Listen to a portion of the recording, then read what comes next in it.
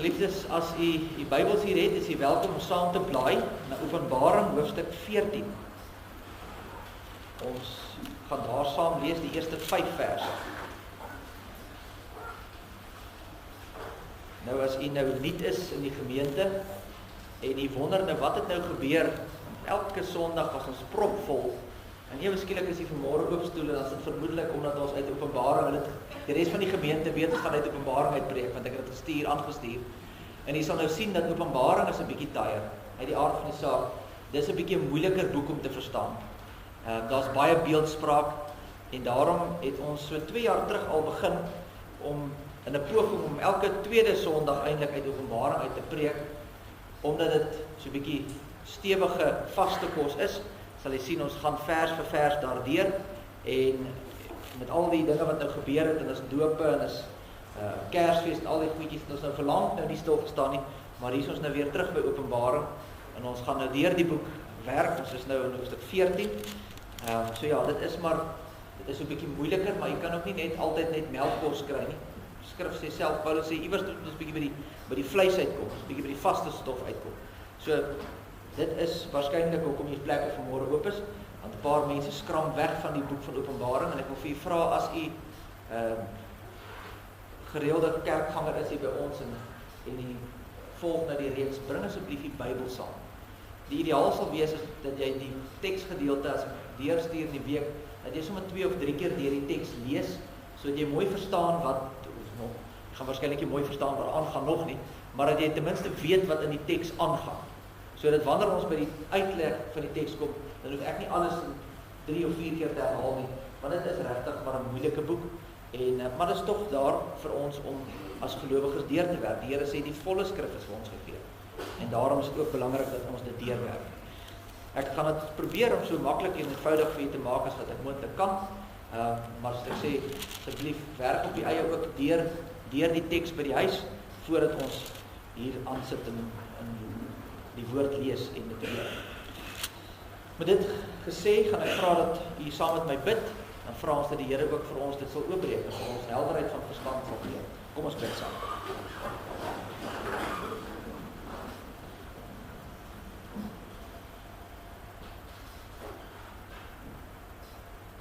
Here, u wat die gans andere is, wat ons as mense in ons verstand nie eens naaste by kan begin begryp nie, want u is net te groot. U is die Almagtige wat van ewigheid tot ewigheid is, wat buite tyd en ruimte staan. 'n Konsep wat vir ons vreemd is, want ons is gebind aan hierdie wêreld. Ons is gebind aan tyd, ons is gebind aan hierdie ruimte. U is ver bo dit verhewe. En u beskik en beheer elke dingetjie wat in ons lewens gebeur. Niks is buite u raadsplan nie. Niks vang u omkant nie. Al kom die bose dan ook met die aanvalle wat hulle doen, dan is dit ook u wat dit beheer, u wat dit rig, en u wat bepaal wat die uitkoms is. Daarvoor dank ons u. Dankie Here, dat u altyd in beheer bly van die situasie. Dankie dat ons vanmôre hier as gemeente by mekaar kan kom, dat ons hier ook vir mekaar kan bid, en dit wil ons ook doen vanmôre. Ons weet van Derek Du Plessis se ma wat oorlede is in die week, begrafnis wat voorlê die komende week, en ons bid vir hulle, vra dat u met hulle sal wees, dat u hulle ook sal versterk en sal troos in hierdie tyd. Ons bid vir oom Johan van Eck, wat die plaasaanval was gister, wat in die hospitaal is, wat aansterf. Here, ons bid en vra dat u met hom in besonder sal wees, maar ook met sy geliefdes, dat u vir hulle in hierdie tyd sal dra en bemoedig, sal versterk. Ons bid vir Piet Potgieter wat moet gaan vir 'n oogoperasie in die weke wat kom. Ons dankie vir Tannie Letty wat hier vanmôre by ons is, noem Gerard. Dankie vir beterskap. Maar hier is ook baie ander wat siek is, baie wat worstel met dinge in hulle binneste. En ons vra dat u ook daar sal bemoedig en dat u ook daar sal genees. Here, ons bid vir ons land. Ons bid vir die regering van die dag. Ons vra dat u vir hulle sal lei, dat u vir hulle op die regte weë sal lei. Ons weet weer eens, soos wat ons in die begin verklaar, u bly in beheer, want u is die Almagtige wat van ewigheid tot ewigheid daar is. En daarom vind ons vrede by U.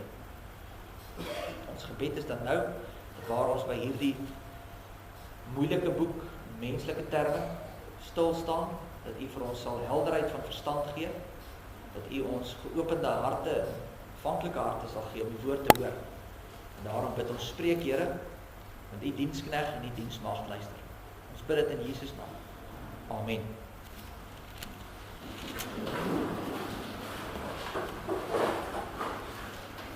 Lees vir ons saam uit Openbaring, hoofstuk 14, vanaf vers 1.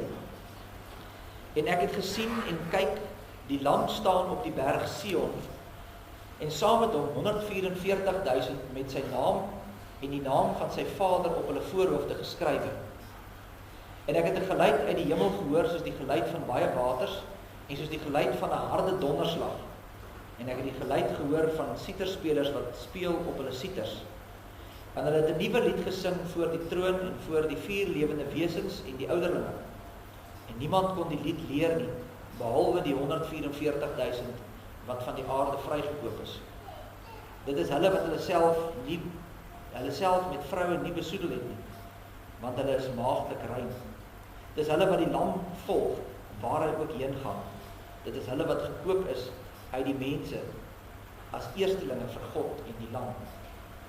En in hulle mond is daar geen bedrog gevind nie, want hulle is sonder gebrek voor die troon van God. Tot sover uit die woord van die Here. Salig is ons as die woord van die Here hoor en dit ook in ons harte bewaar. O geliefde gemeente van ons Here Jesus Christus, ek sê ons het eintlik 'n bietjie lank terug stil gestaan. Ek dink dit was hier in November wat ons laas keer na Openbaring gekyk het, as ek reg kan onthou. En in die vorige gedeeltes, hoofstuk 12 en 13, kry mense 'n beeld van wie en wat die Satan is. Daar word gepraat van hoe die Satan die kerk aanval en hoe die gelowiges aangeval word en wie is die agente wat hom help. Hy het 2 handlangers, nou hy's 'n naape. Hy naap God. God is Vader, Seun en Heilige Gees. Nou kom die duiwel en naap dit en is die duiwel en die valse profeet en die anti-kris. So daar's 'n onheilige drieheid wat 'n naaping is van God, wat die drie-enige heilige God is. En dat in die vorige gedeeltes word daar vir ons gesê hoe werk hy.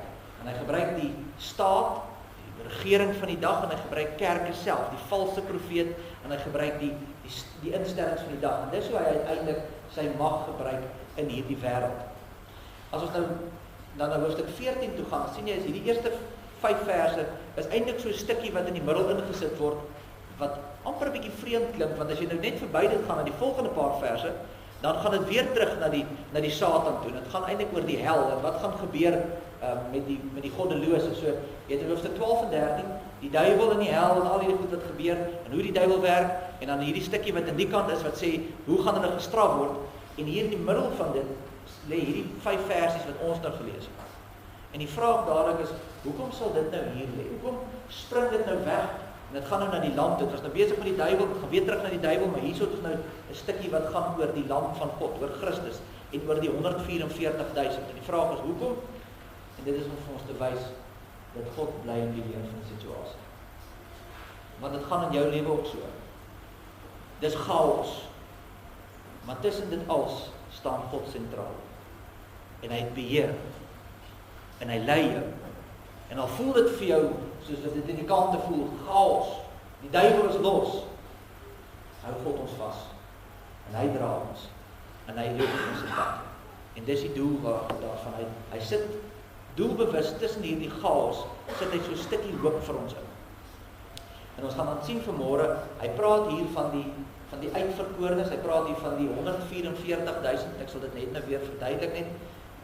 Nou kan jy net weet, dit is 'n simbool van die kinders van die Here, die 144.000. En dis waarby ons vanmôre so 'n bietjie gaan stil staan. Ons gaan kyk, wie is hierdie 144.000? Waar is hulle? Ons sal sien in die teks, sal jy hoor, hulle sing 'n nuwe lied. Kyk, wat sing hulle? So, waaroor gaan dit nou hier? En uiteindelik, hoe lyk hulle? Wat is die karakter? Wat is die aard van hierdie uitverkorenes van God? En as ons al hierdie goedjies bymekaar sit, dan hoop en glo ek dat hierdie baie onbekende gedeelte of baie moeilike gedeelte vir dalk so bietjie meer sin sal maak en ook vir die vertroosting sal bring. So kom ons begin dan. Die eerste plek, wie is hulle? Die teks begin vers 1 sê, en ek het gesien en kyk. Nou as jy daai frasetjie sien, dan weet jy nou al in die boek van Openbaring, hier's nou 'n nuwe visioen. Hier's nou iets nuuts wat oopgemaak word. Hier kom 'n nuwe visioen. Wat is dit wat hy sien? Hy sê die lam staan op die berg Sion en saam met hom 144.000 met sy naam en die naam van sy Vader op hulle voorhoofde geskryf. Nou wat beteken dit? Weereens, as ons die stukkie wil verstaan, moet jy nou net eers terugvat na die vorige gedeelte, want onthou dit, jy moet dit binne konteks lees. Jy moet die pakkie vat, jy kan nie stukkies uittrek en sê, dit beteken dit nie. Jy moet kyk wat staan voor dit en na dit. So ons moet teruggaan na die vorige gedeelte toe, en dis daai gedeelte wat mense waarskynlik baie oorwonder al. Dis daai gedeelte wat sê dat die duiwel merk sy kinders. En hy sê, pas op, jy gaan die merk van die duiwel kry op die voorkop of op die regterhand. En dan sê hy, die getal is 666. Nou ek gaan nie weer die getalle en al die gedeer gaan nie. As jy daarna wil gaan kyk, is jy welkom op die YouTube kanaal, is daar die preek het ons daaroor gedoen. Hier gaan dit dood eenvoudig dat word gesê dat die duiwel merk sy kinders. En dit is nie 'n microchip nie. Dis nie waaroor dit praat nie. Gaan nie oor iets word ingeplant in jou hand of in jou kop en nou gaan jy kan koop en verkoop. Dis nie die bedoeling hier nie. Dis beelde wat gebruik word. Dis 'n beeld wat vir ons sê, weet jy wat? Die kinders van die duiwel, die goddelose sal jy kan uitken. Hulle gaan sekere kenmerke hê. En jy gaan dit sien in hoe hulle dink, dis die merk op die kop, en jy gaan sien hoe hulle werk, dis die merk op die hand. Dis hoe jy uiteindelik in die laaste dae sal sien, maar wie's kinders van God en wie's nie kinders van God nie? Hoe dink hulle? Hoe werk het? Want Satan, hulle die merk van die dier, in ander woorde, hulle dink op 'n sekere manier, hulle dink soos die wêreld.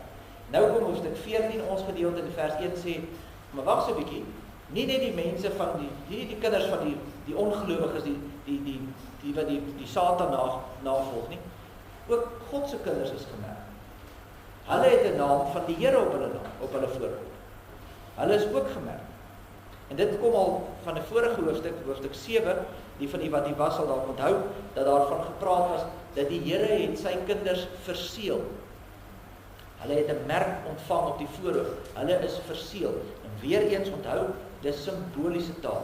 Dis 'n apokaliptiese geskrif, so ons moet dit in 'n sekere genre. Jy kan nie die goed letterlik vat nie. Ons gaan nie 'n rubberstempel op die voorkop kry en sê God se nie. Dis 'n simboliese ding om te sê ons behoort aan die Here. En dit kom net so uit Esegiel 9 uit in die Ou Testament. Dis 'n beeld wat Johannes gebruik, want in Esegiel 9 word daar gepraat van hierdie visioen van die stad Jerusalem is op pad om geoordeel te word. Hulle gaan nou val. En dan stuur God hierdie man met die inkpot en dan sê hy, gaan maak 'n merk op almal se koppe wat gelowig gebly het, wat nie soos die wêreld geraak het nie. Gaan merk hulle, sodat wanneer die oordeel kom, dat hulle nie deel van die oordeel is nie. En dis nou waar Johannes die beeld vandaan kry. Hy gebruik daai beeld. En dan sê hy, maak dit hier van toepassing. En dan sê hy, die duiwel merk sy mense. En die wat wat nie die duiwel se merk het nie, sal swaar kry in die lewe. Die duiwel gaan vir jou roer. En daarom beleef jy dit baie keer dat, ek weet nie wie dit ook al agtergekom het, hoe nader jy in die Here beweeg, hoe moeiliker raak dit. Want dan kom die duiwel vir jou. En dis hoe dit is. Hy gaan vir jou roer in hierdie, as jy nie sy merk dra nie, dan kom hy vir jou. Maar aan die ander kant, moet ons ook weet dat die kinders van God wat gemerk is, het hierdie rus en vrede, dat God sê, maar jy is verseël en ek sal jou deurdra. So jy moet raak sien dat almal van ons het 'n merk. Almal van ons. Elke liewe mens het 'n merk. Jy het of die merk van die dier, of jy die merk van God. En as jy die merk van die dier het, sal jy dit dalk nou makliker vind in hierdie lewe, want die duiwel sal sorg vir sy kinders. Maar uiteindelik gaan jy die pak slaag kry op die oordeelsdag. En as jy nou die merk van die Here het, dan sal dit dalk moeilik gaan nou, want die duiwel gaan vir jou roer, want hy wil hê jy moet tot 'n val kom. Maar jy kan vashou daaraan dat die Here sê, ek sal jou deurdra, en ek sal jou uiteindelik die ewige lewe gee. En dan moet jy uiteindelik onthou die woorde van Matteus 10 vers 28, waar die Here Jesus sê, moenie vrees vir die wat die liggaam doodmaak, maar die siel nie kan doodmaak nie. Maar vrees hom liewer wat die siel sowel as die liggaam in die hel kan verderwe. En daarin lê die troos dat die Here bly in beheer van elke situasie. Die vraag is, wie is hierdie 144 dan? Wie is hierdie kinders? dis die wat gemerk is deur die Here. Nou hoekom, dalk net vir die van die wat nou nie hier was, die vorige ronde nie, waar kom die getal 144 vandaan? 144.000. Hoekom sê ons, dit is al die gelowiges? Daar is groepe in die wêreld, sektes, soos die Jehovah Getuies, wat sê dat daar letterlik net 144.000 mense in die hemel is, en die ergste is, hulle weet ook al wie die 144 is, so jy kan nou nie meer die hemel maak as jy Jehovah Getuie is nie, jy kan nou so 'n tweede hemel kry, so jy het nou die eerste een is klaar, hy is klaar vol, hulle het klaar die lysie gemaak van wie almal daar is, maar hulle glo byvoorbeeld letterlik, daar is 144.000 mense in die hemel. Hierdie is 'n apokaliptiese geskrif, dis simboliese taal, dit wys iets vir ons. 144.000 is 'n manier om uit te beeld al die gelowiges oor alle eeue. 12 stamme in die Ou Testament, onthou julle mos, die 12 stamme van Israel, was simbolies van al die gelowiges van daai tyd. Toe kom Jesus, nou is daar 12 apostels, dis simbolies van al die gelowiges na Jesus gekom is. 12 en 12, 12 maal 12, 144. 10 maal 10 maal 10, 10 is 'n volgetal. 3, God die Vader, God die Seun, God die Heilige Gees. 10 maal 10 maal 10 is 1000. Wys op 'n groot volgetal. So jy sê 144 maal met 1000 wys vir jou, dis al die mense oor die aarde van die begin af tot die einde toe, al die gelowiges almal saam. En dit is wat die getal is. Sê nie daar's net 144.000 mense in die hemel nie, daar's baie meer as dit. Dis maar net 'n getal om vir jou te wys, dit sluit nou almal in, al die gelowiges wat daar is. So wat leer ons dan hieruit? Sien dat te midde van Satan se aanslag, hoofstuk 12 en 13, en die Satan kom weer, is hierdie vaste belofte wat vir ons gegee word, dat die lam van God verloor nie een van sy mense. Daar's nie 143.999 mense saam met die lam nie. Daar's 144.000. Elke gelowige sal deurgedra word en sal saam met die Here in die hemel verskyn. So dis die eerste ding wat ons sien. Die tweede ding wat ons dan sien, is waar is hulle? Die teks sê, hulle staan op die berg Sion. Nou in die Bybel is die berg Sion natuurlik 'n baie belangrike plek, jy lees dit baie gereeld, en dit is die plek waar Jerusalem gebou was, die stad, maar in besonder waar die tempel gebou is. Dis daar waar God en mens ontmoet. Dis daar waar mense hierdie besonderse belewenis gehad het van God en mens wat bymekaar kom. Dis die berg Sion. In die Ou Testament het die profeet Joël gesê, daar by Sion, Jerusalem, daar gaan die verlosser kom. En in die Nuwe Testament sien ons in Hebreërs 12:22 sê, maar ons het nou al reeds daarin deel. Met ander woorde, ons is nou al reeds daar. In die sin van, daar's 'n nuwe Jerusalem. Christus het gekom, dit was die Ou Testament, dit is die skaduwee wat gesê het eenkom, toe kom hy na die berg Sion toe, dit is waar die verlossing gaan wees, die tempel, hy breek die tempel af, hy is die nuwe tempel, 3 dae bou ek weer, maar nou sien ons uit, hy kom nou weer, en dan is die berg Sion is nie 'n letterlike plek nie, dit is simbolies om te wys, dit is die hemel, dis waar ons uiteindelik by mekaar sal kom, in die hemel, en dis belangrik, want daar is mense wat vandag na hierdie tekste kyk en sê, ons gaan almal op die berg Sion by mekaar kom, ons gaan fisies daar by mekaar kom, hulle interpreteer dit as 'n fisiese ding, en dis nie wat hier in die teks vir ons gegee word. Dis simboliese taal, dis om die hemel te wees. Dit bring ons by die volgende gedeelte, wat jy dit ook duidelik sal sien, vers 2 en vers 3 gaan dan oor die nuwe lied wat hulle sing. Ek lees dit vir julle. En ek het 'n geluid uit die hemel gehoor, soos die geluid van baie waters, en soos die geluid van harde donderslag, en ek het die geluid gehoor van siterspelers wat speel op hulle siters, en hulle het 'n nuwe lied gesing voor die troon en voor die 4 lewende wesens en die ouderlinge. En niemand kon die lied leer nie, behalwe die 144.000 wat van die aarde vrygekoop is. Nou hier, jy al klaar dadelik sien, dis iets wat in die hemel eendag gaan gebeur. Hier staan, hulle sing voor die ouderlinge, en hulle sing voor die 4 lewende wesens. Nou dit het ons al reeds behandel in hoofstuk 4. Dit wat daai gedeelte gegaan het oor hoe lyk dit in die hemel. As jy hoofstuk 4 en 5 Openbaring gaan lees, dan is dit so asof jy die gordyn wegtrek en so inloer en sien, dis hoe die hemel eendag gaan lyk. En dis daar waar ons die ouderlinge, die 24 ouderlinge en die 4 wesens sien. En as hy hier dan sê, hulle sing voor die lewende wesens en die ouderlinge, dan beteken dit, dis iets wat in die hemel gebeur. Dis waar dit gebeur. Dis nie hier op aarde iets wat hier fisies letterlik plaasvind nie. Ons lees hier van 'n geluid, harde donderslag, baie water. Nou weet ek nie wie van julle was nou met die baie reën in Januarie daar in die dam se wal toe gaan kyk toe die dam oorgeloop het en die sluise oop was nie. Die onwettige paadjie wat almal inry, maar verby in die linkerkant verby, dan gaan jy daar op die damwal. Dan gaan luister, staan jy daar. Weet nie of jy daar staan het nie. Daai oorweldigende gedruis van die water. As jy daar met mekaar wil praat, dan moet jy bietjie jou stem bietjie harder maak. Want dit is oorweldigend. En dis 'n ou klein dammetjie. Dis hierdie magtige waters wat hier beskryf word. Hierdie oordonderde donderslae. Dis wat hier vir ons gegee word. Saam met dit sê hy, is daar ook hierdie mense wat op die siter speel. Nou siters kan verwys na iets wat rustigheid bring, soos amper soos 'n harp, maar dis ook in die teks sien ons ook iets van 'n vrolikheid. Ek het met 'n vorige rond al gesê, dis amper so iets soos 'n banjo vandag. Dis lekker opgewekte, dis 'n vrolike, dis 'n loflied. Dis nie net saggies nie, maar daar's ook 'n element van lofprysing. So wat beteken dit? Dit wys vir ons dat God se geregtigheid en sy oordeel is oorweldigend. En vir die goddelose sal dit ook so wees. Dis druisende waters, dis donderslae, dis vreesaanjaend vir die ongelowige. Maar vir die gelowige is daar vrede en daar is blydskap, daar is sieterspel, want dit is ook genade tyd vir ons, want die Here sluit vir ons die hemele oop. Vers 3 sê, hulle sing hierdie nuwe lied. Hierdie is 'n nuwe lied in die sin van, gaan nie nou oor God wat die skepper van alle dinge is nie. Dis nou die lied wat gaan oor God wat ons verlos. Hy het die lam gestuur. En dis hoekom daar staan, net die 144.000 kan die lied sing. Die engele sing dit nie.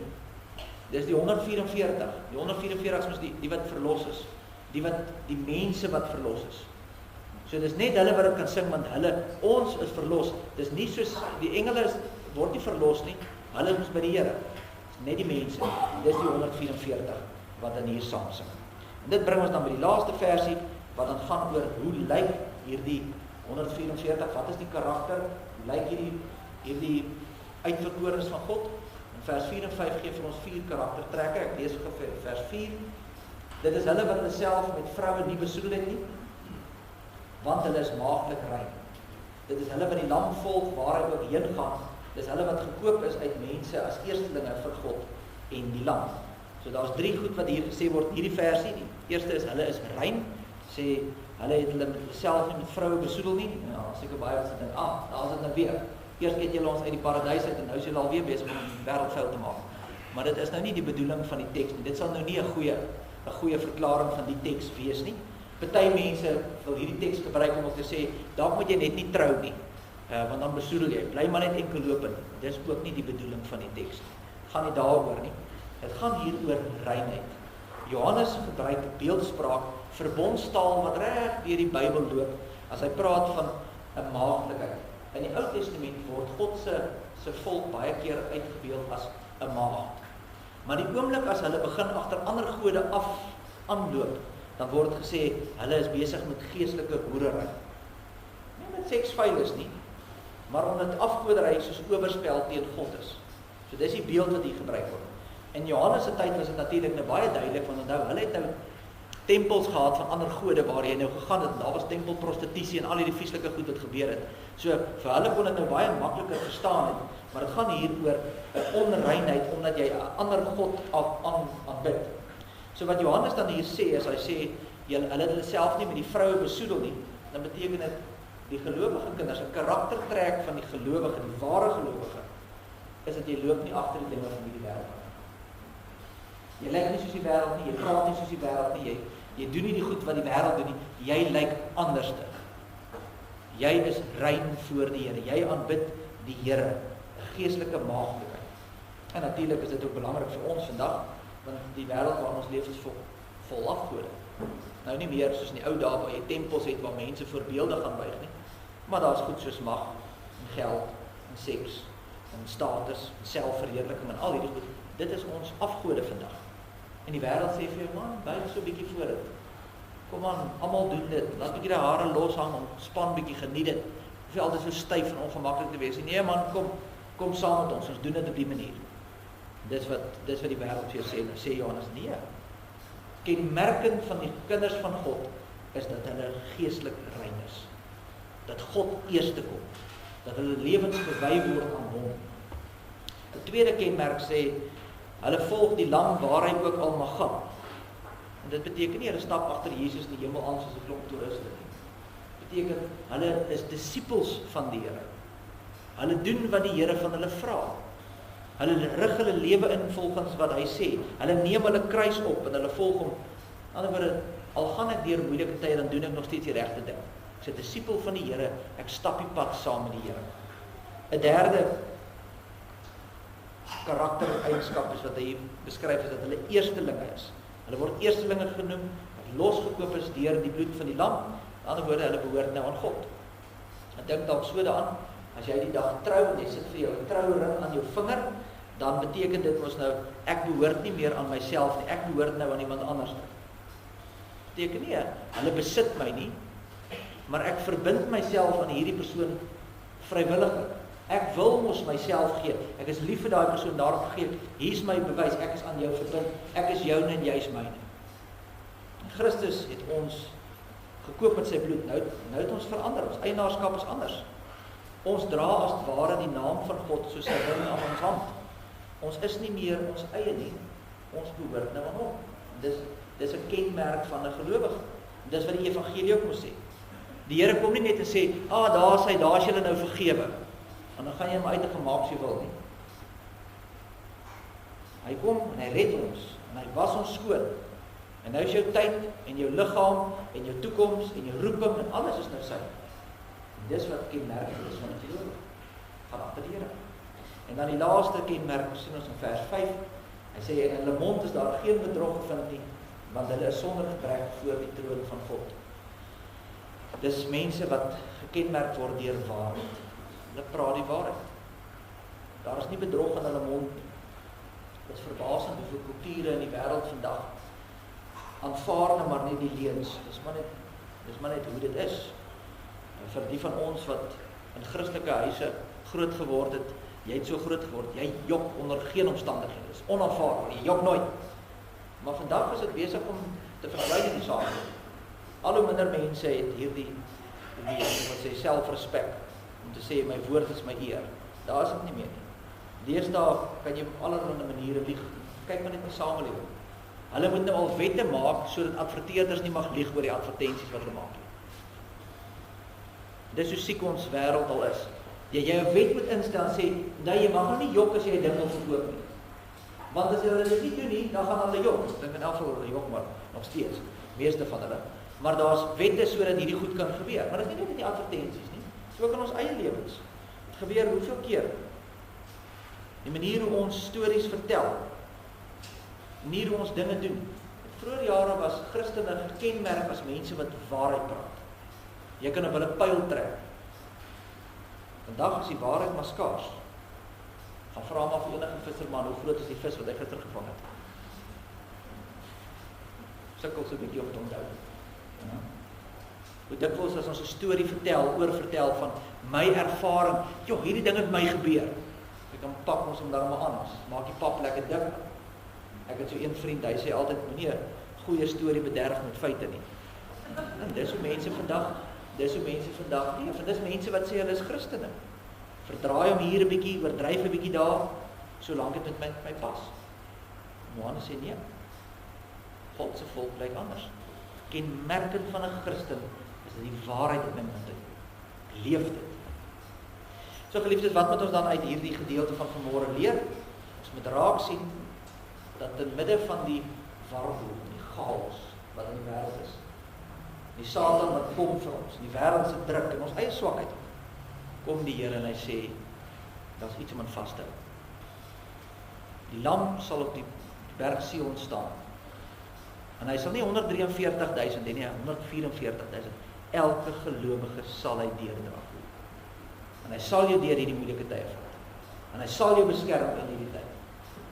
Dink maar dalk aan die beeld van 'n herder wat sy skape moet lei deur 'n donker en 'n moeilike kloof. En die skape is bang en hulle hoor geluide wat hulle nie ken nie en hardloop aan die kant toe en daai kant toe en van hulle struikel en van hulle val en hulle weghardloop en hy hou hulle bymekaar.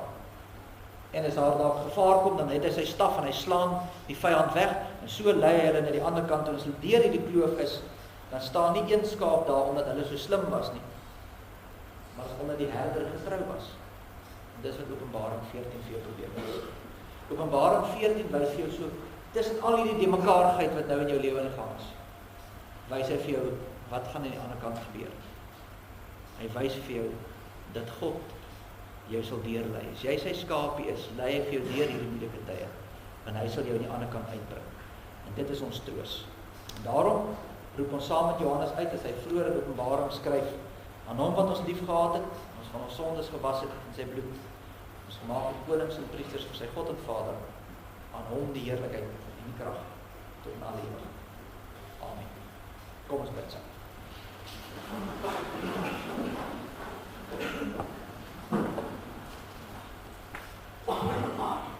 Almagtige God en Hemelvader, dit is so dat die wêreld vandag ons soms oorweldig. Ons beleef dit ook hier in ons eie gemeente in die gebeure van die afgelope naweek, dat dit vir ons voel of die Satan die oorhand het. Voel vir ons in ons eie persoonlike lewens, in ons huwelik, in ons finansies, in ons verhoudinge, soms of daar geen hoop is nie. Dankie dat U vir ons in hierdie teks ook iets kom gee om aan vas te hou. Hoop